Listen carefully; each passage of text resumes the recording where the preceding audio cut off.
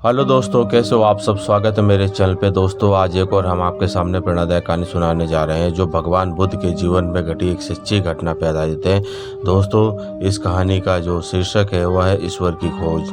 चलिए दोस्तों इस कहानी को शुरू करते हैं। बात उस वक्त की है जब भगवान बुद्ध इस धरती पर अवतरित हुए थे। एक व्यक्ति जिसके पास धन दौलत की कोई कमी नहीं है, उसके साथ जीवन काटने वाली पत्नी और राम लक्ष्मण जैसे 2 पुत्र भी हैं। उसके पास सब कुछ है, फिर भी एक दिन उस व्यक्ति के मन में भगवान को पाने की लालसा जगी।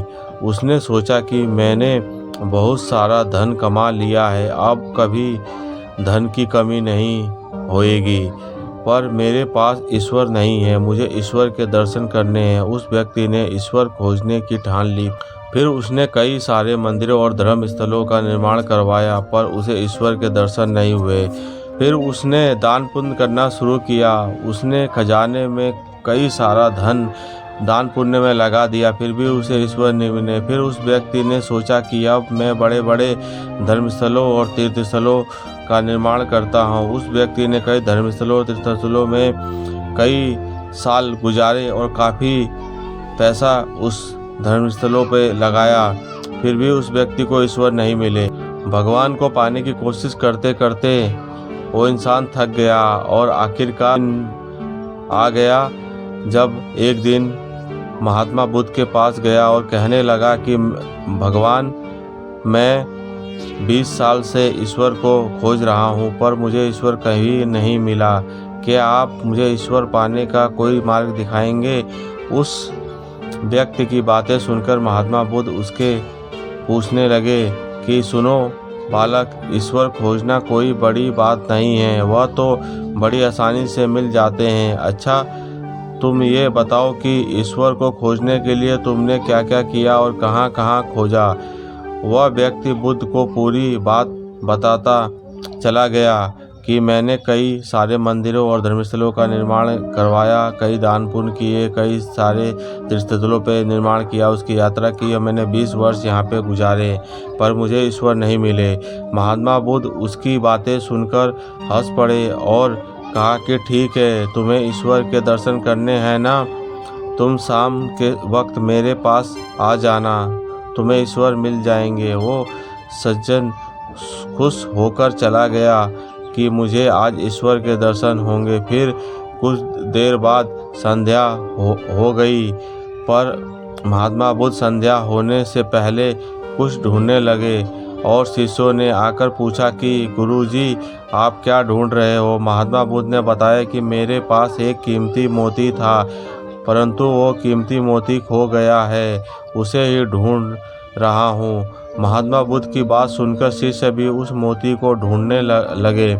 सभी मोती को ढूंढ ही रहे थे कि इतने में वह व्यक्ति भी वहां पहुंच गया। उसने देखा कि कुटिया के बाहर महात्मा बुद्ध और उनके शिष्य कुछ ढूंढ रहे हैं। उस व्यक्ति ने बुद्ध के पास जाकर पूछा कि गुरुजी आप सब क्या ढूंढ रहे हो। महात्मा बुद्ध ने बताया कि मेरे पास एक कीमती मोती था जो खो गया, उसे ही हम सब ढूंढ रहे हैं। यह सुनकर वह व्यक्ति भी उस खोए हुए मोती को पूरी लगन से ढूंढने लगा। ढूंढते ढूंढते रात हो आई, पर मोती नहीं मिला।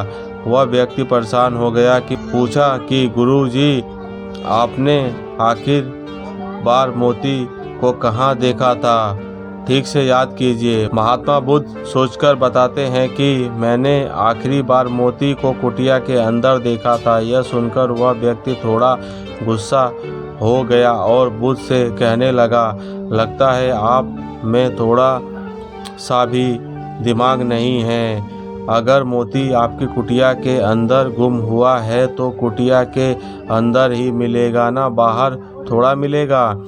आप सब व्यर्थ में बाहर इधर उधर ढूंढ रहे हो, मुझे भी अपने साथ ढूंढा रहे हो। आप अपना तो समय व्यर्थ कर रहे हो, पर दूसरों का भी समय व्यर्थ कर रहे हो। फिर महात्मा बुद्ध उस व्यक्ति के सामने देखकर मुस्कुराने लगे। यह देखकर वह व्यक्ति बोला कि महात्मा आप हंस रहे हो, मुझे कुछ समझ नहीं आया। महात्मा बुद्ध बोले, बस मैं तुम्हें यह बुलाकर यही तो समझाना चाहता था कि जिस ईश्वर को तुम 20 सालों से बिना सोचे इधर उधर ढूंढ रहे हो, उसे तुमने कभी अपने अंदर की कुटिया में खोजा ही नहीं। ईश्वर कभी खोजने से नहीं मिलता, उसके लिए तन मन पवित्र होना चाहिए, तभी ईश्वर के दर्शन होते हैं। अगर तुम ईश्वर के सच्चे दर्शन करना चाहते हो तो इधर उधर ना छोड़ दो, अपने अंदर आत्मा में ध्यान लगाओ, ईश्वर तुम्हें वहीं मिलेगा। अपने अंदर के ईश्वर को तुम देख लोगे तो हर जगह तुम्हें ईश्वर के बस दर्शन ही मिलेंगे और ईश्वर तुम्हें हर जगह मिलेंगे। महात्मा बुद्ध की अमृत भरी वाणी सुनकर उस व्यक्ति को अपनी गलती का एहसास हुआ और बुद्ध के चरणों में जा गिरे। यह व्यर्थ इधर उधर भटकता हुआ अपना 20 साल गुजार दिए। मैंने इतने सारा धन संपत्ति भी सब खर्च कर दी पर मुझे ईश्वर नहीं मिला। हे भगवान, आप मुझे सच्चा ज्ञान देने के लिए आपका बहुत बहुत धन्यवाद।